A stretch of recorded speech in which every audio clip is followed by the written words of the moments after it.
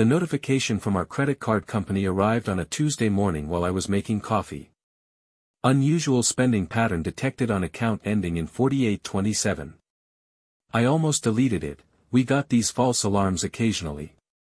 But something made me click through to review the charges. Hotel room in downtown Portland. $347. Last Saturday night, while I was at my nephew's birthday party in Salem and my wife Natalie was supposedly having a girls' night with her college roommate. A restaurant I'd never heard of. $156 for dinner. Same night. Victoria's Secret. $189. Sunday afternoon, when she claimed she was grocery shopping. My hands shook as I scrolled through 3 months of charges I didn't recognize. My wife of 8 years had been living a double life, and our joint credit card had been documenting every romantic dinner, every hotel stay, every gift she bought for someone who wasn't me. My name is William Smith, and I'm 34 years old. I work as a software engineer for a tech startup in Beaverton, Oregon. For 8 years, I thought I had the perfect marriage with Natalie, a woman I'd loved since college. What I discovered that Tuesday morning would reveal that the woman I thought I knew had been systematically deceiving not just me, but everyone in her life, including the man she was having an affair with. But Natalie had made one crucial mistake. She thought she was clever enough to manage multiple deceptions simultaneously. She had no idea that her web of lies was about to collapse, and that her affair partner would become my unlikely ally in exposing the truth. If you've ever been betrayed by someone you trusted completely, this story of discovery, strategic thinking, and ultimate justice will resonate with you. Please hit that like button and subscribe for more stories about standing up to deception and ensuring that cheaters face real consequences. Your support helps me share these tales of truth prevailing over manipulation. Let me start from the beginning, because the signs had been there for months, I just hadn't wanted to see them. Natalie and I met at Oregon State University in 2012. She was studying marketing, I was in computer science. We were both ambitious, hard-working students who shared dreams of building successful careers and a strong marriage. We graduated together, moved to Portland, and got married 2 years later in a beautiful ceremony at her parents' vineyard in the Willamette Valley. For the first 6 years of marriage, everything seemed perfect. We bought a house in Tigard, adopted a golden retriever named Buster, and settled into what I thought was domestic bliss. Natalie got a job at a digital marketing agency downtown, while I worked for various tech companies before landing at my current startup. The changes began about 18 months ago, so gradually that I didn't recognize them as warning signs. Natalie started working later hours, claiming her agency had landed several major new accounts that required evening strategy sessions. She began going out more frequently with work colleagues, happy hours that stretched until midnight, weekend, team building, events, and overnight conferences in Seattle and San Francisco. She also started paying more attention to her appearance. New clothes, regular salon appointments, a personal trainer she hired to improve her professional confidence. When I complimented her new look, she said she was trying to position herself for a promotion to senior account manager. Most significantly, she became protective of her phone in ways she'd never been before. We'd always been casual about sharing devices, checking each other's messages when phones were out of reach, using each other's computers for random tasks. Suddenly, Natalie's phone was always face down, always locked, always with her. When I mentioned this change, she laughed it off. The agency has strict confidentiality policies about client information. I can't risk having sensitive data visible on my phone. It sounded reasonable. Everything sounded reasonable when Natalie explained it. She was always articulate, always logical, always had perfectly plausible explanations for behavioral changes. The credit card discovery changed everything. After finding those suspicious charges, I spent my lunch break calling the hotel to confirm details about my wife's recent stay. "Oh yes, Mr. Brennan," the desk clerk said. Mrs. Brennan checked in Saturday evening. She and her companion seemed to enjoy their stay. She mentioned it was a special celebration. Mr. Brennan. She'd used a fake last name, probably the name of whoever she was with. That evening, I confronted Natalie directly. How was your girls' night with Sarah last Saturday? It was fun, she said without hesitation. We went to that new wine bar downtown, caught up on old times. You know how Sarah gets when she starts talking about her divorce drama. Which wine bar? I can't remember the name. Something with Rose in it, I think. Why? I pulled up the credit card statement on my phone. Because according to our visa, you spent the night at the Marriott downtown and had dinner at Le Bernardin. The color drained from Natalie's face. For a moment, she looked like she might confess everything. Then her expression hardened into something I'd never seen before. Derek, I can explain this. I'm listening. Sarah's going through a really rough time with her divorce. She needed to get away from her apartment because her ex was harassing her. I booked us a hotel room so she could have a safe space to decompress. And the expensive dinner? She insisted on paying me back by treating me to a nice meal. You know how guilty she feels about leaning on our friendship. Natalie, the desk clerk said you checked in with a male companion. Another pause. That can't be right. Maybe they were confused about another guest. Even as she lied to my face, part of me wanted to believe her. 8 years of marriage, 8 years of trust, 8 years of believing this woman was my partner in everything. But the evidence was overwhelming. I'm going to call Sarah, I said, reaching for my phone. Williams, don't.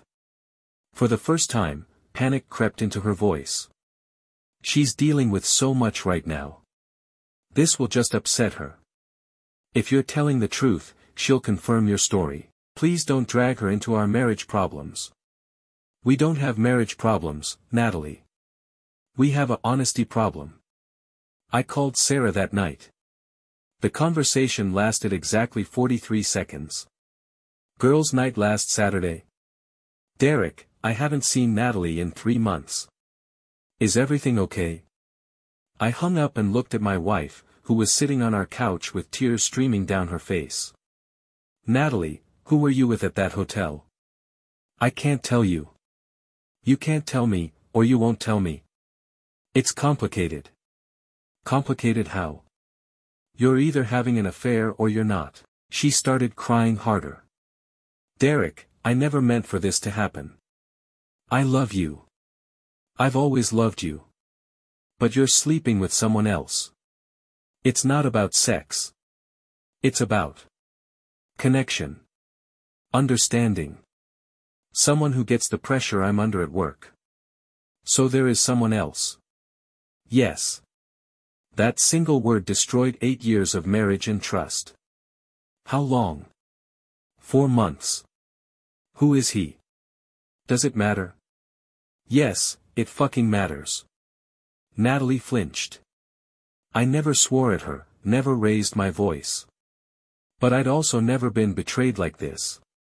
His name is Connor. He's a client at the agency. Connor what? Williams, please don't. Connor what, Natalie? Connor Hayes. He owns a construction company. I went to our bedroom and started packing a bag. I needed space to think, to process, to figure out what came next. Where are you going? Natalie asked from the doorway. Hotel. I need time to think. Williams, we can work through this. People have affairs. It doesn't have to end our marriage. I stopped packing and stared at her. You've been lying to me for months. You've been spending our money on another man. You've been living a completely double life. I know. I'm sorry. But we can fix this. How? How do we fix the fact that I can't trust anything you say? She didn't have an answer. I spent 3 days at a Hampton Inn, trying to decide whether to file for divorce immediately or attempt marriage counseling.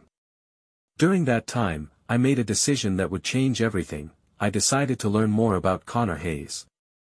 It wasn't hard to find information about him.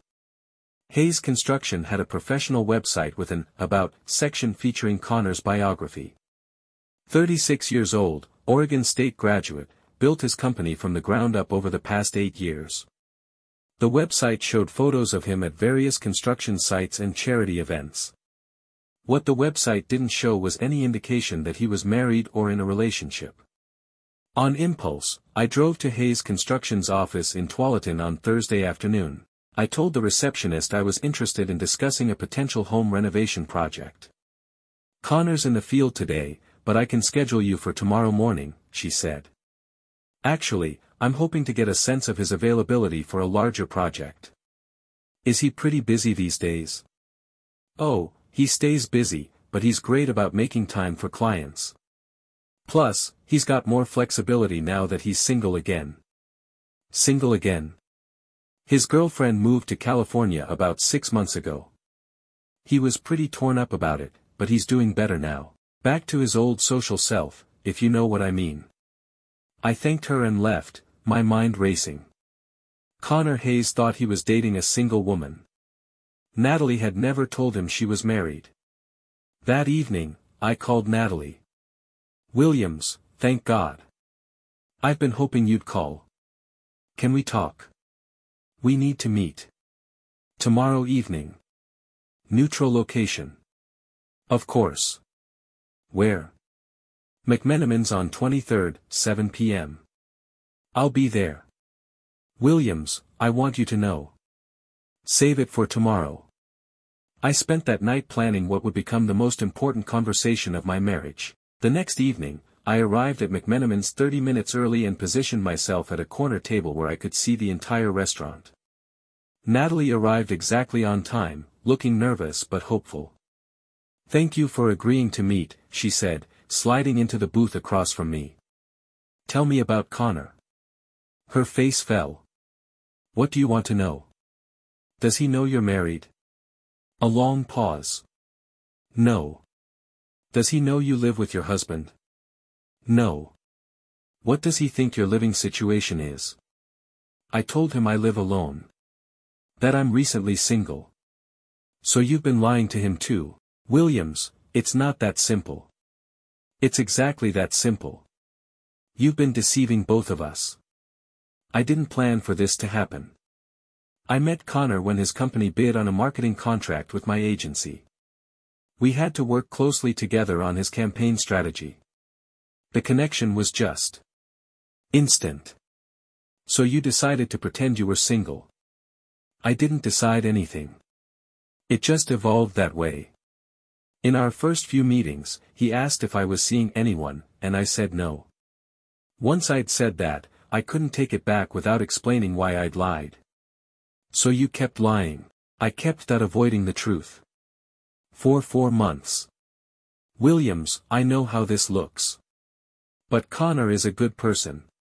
He's honest, hardworking, kind. If he knew I was married, he would never have gotten involved with me. But you didn't give him that choice." "No." I pulled out my phone and showed her a photo I'd found on Hayes Construction's Instagram account, Connor at a company barbecue, wearing a t-shirt that said, "Honesty is the foundation of trust." "Natalie, you've turned this man into an unwitting accomplice in destroying my marriage. He thinks he's dating an available woman, and instead he's sleeping with someone else's wife." "I know. I feel terrible about it." "Do you?"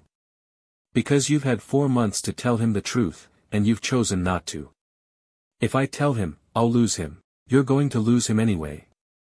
The question is whether you're going to keep lying to him while you're lying to me." That's when I made the proposal that would change everything. "Natalie, here's what's going to happen. You have until Sunday evening to tell Connor the truth about being married. If you don't, I will." "Williams, you can't." "I absolutely can. You've made him an unwitting participant in adultery. He deserves to know the truth so he can make informed decisions about his life. That's not fair. What's not fair is lying to someone for 4 months about your relationship status. If you tell him, it's over between us. It's probably over anyway, Natalie. But at least it will be over honestly. And if I tell him myself? Then we'll see what happens next. Will you consider marriage counseling?" "I'll consider it.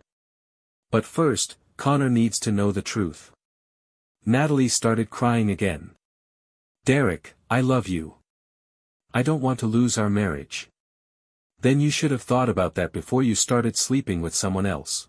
I left her at the restaurant and drove home, to what had been our home, but now felt like a crime scene. Sunday came and went without any contact from Natalie. Monday morning, I found Connor Hayes' personal phone number through a mutual business contact and sent him a text message. Connor, we haven't met, but we need to talk. It's about Natalie Morrison, who I believe you know as Natalie Brennan. I'm her husband. Can we meet today? The response came within 5 minutes. What the fuck are you talking about? Exactly what I said. Natalie is my wife. She's been lying to both of us. Can we meet and compare notes? This is insane.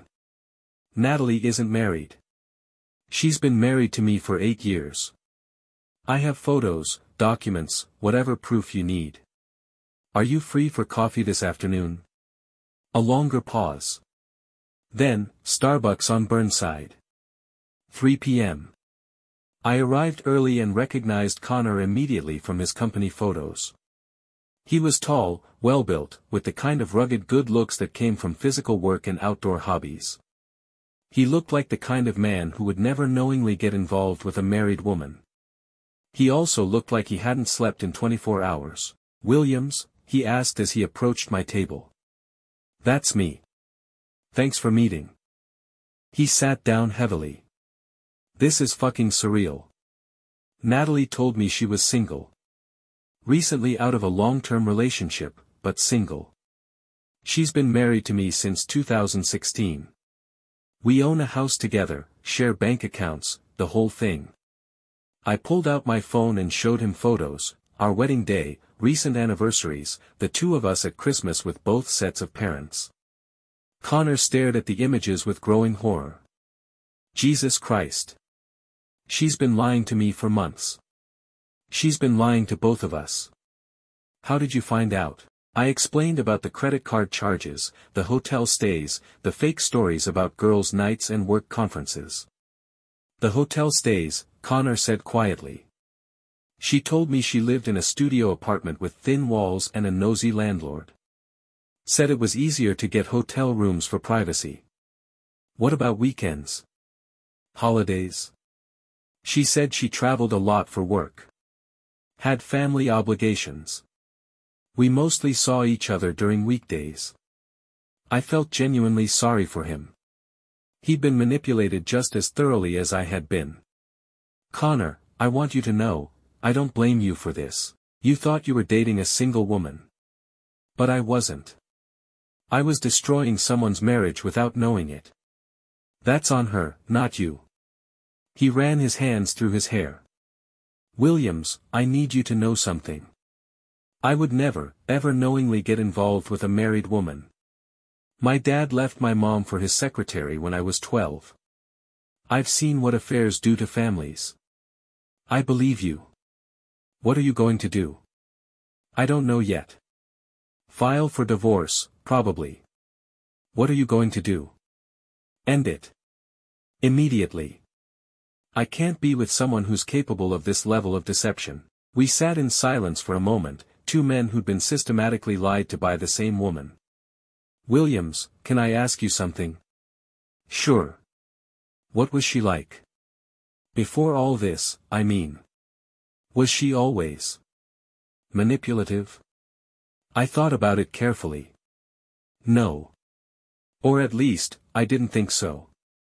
She was always good at managing different relationships, keeping work separate from family, that kind of thing. But I never thought she was dishonest. She's incredibly convincing. Every story, every explanation, it all seemed so reasonable. I know. That's what makes this so hard to process. Connor looked at me directly. Williams, I think we should tell her together. What do you mean? I mean we should confront her together. Let her know that we've talked, that we both know the truth. She shouldn't be able to spin this or manipulate either of us anymore. I considered this. That's actually a good idea. I'll text her and ask her to meet me tonight. Somewhere public. You can show up partway through the conversation. Won't that seem like we're ambushing her? Williams, she's been ambushing both of us for months.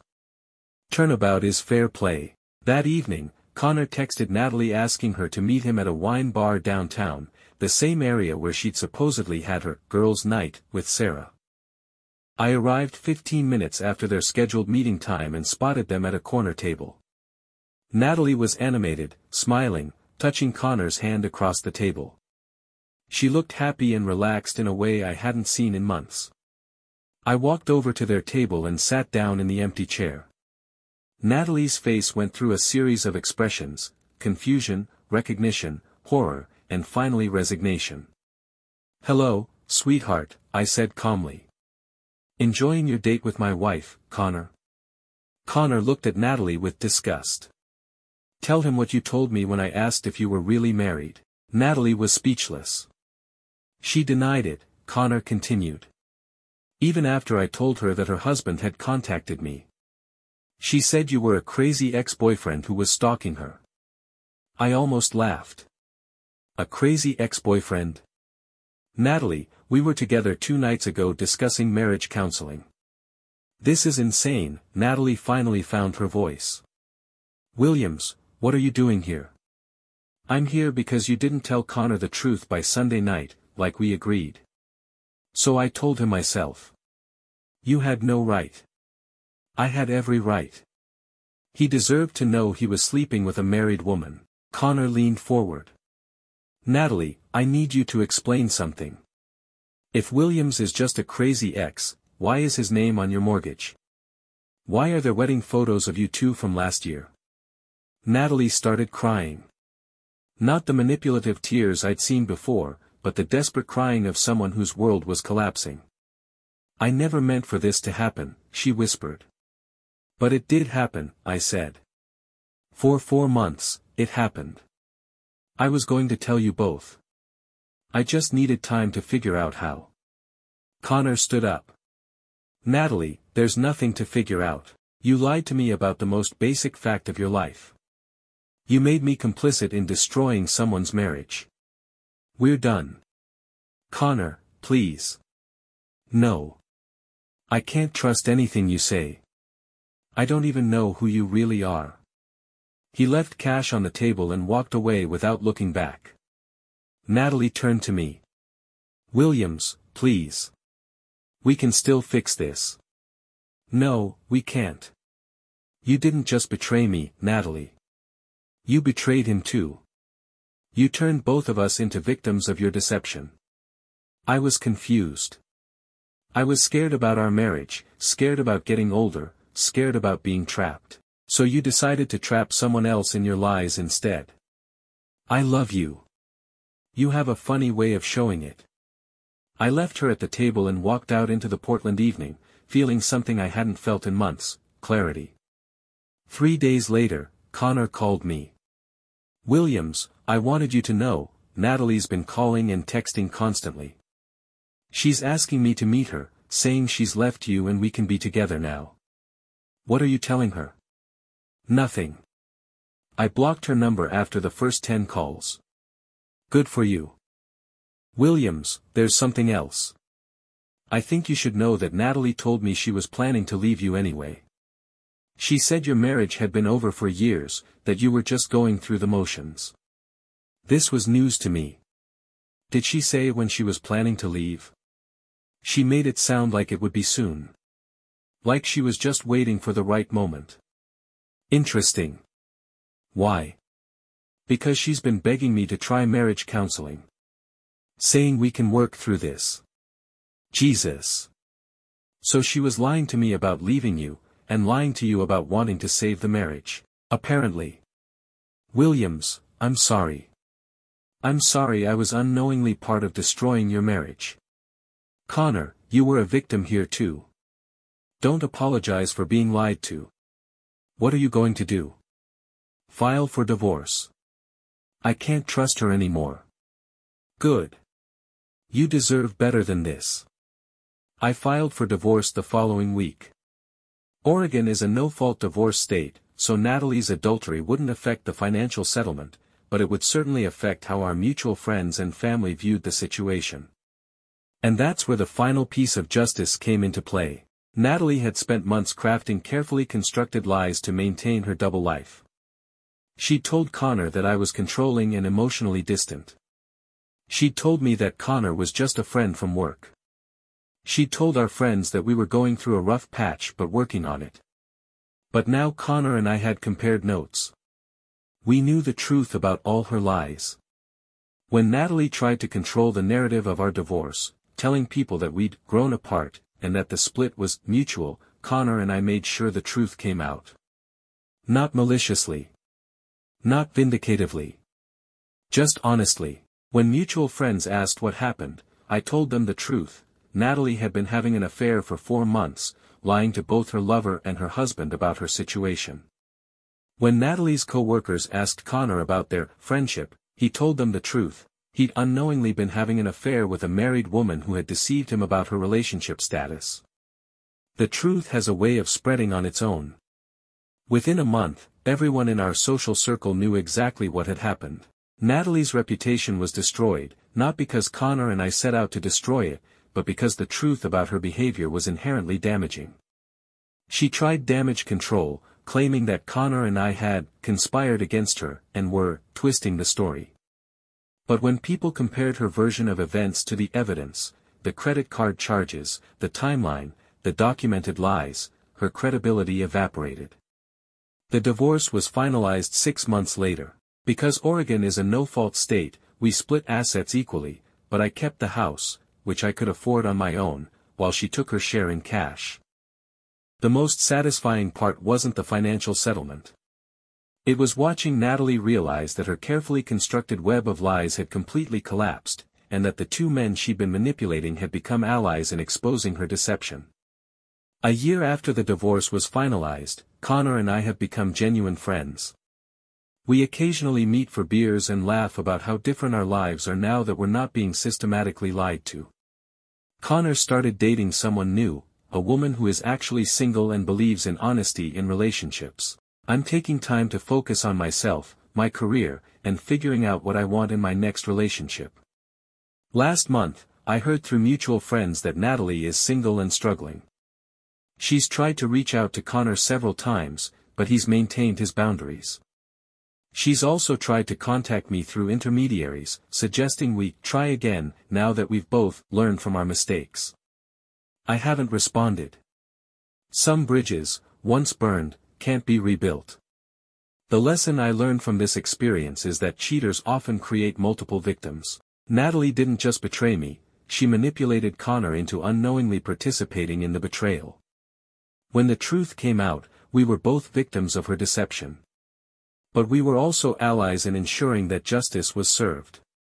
The most effective revenge against a manipulative cheater isn't elaborate schemes or petty vindictiveness. It's simply making sure the truth comes to light and letting the consequences unfold naturally.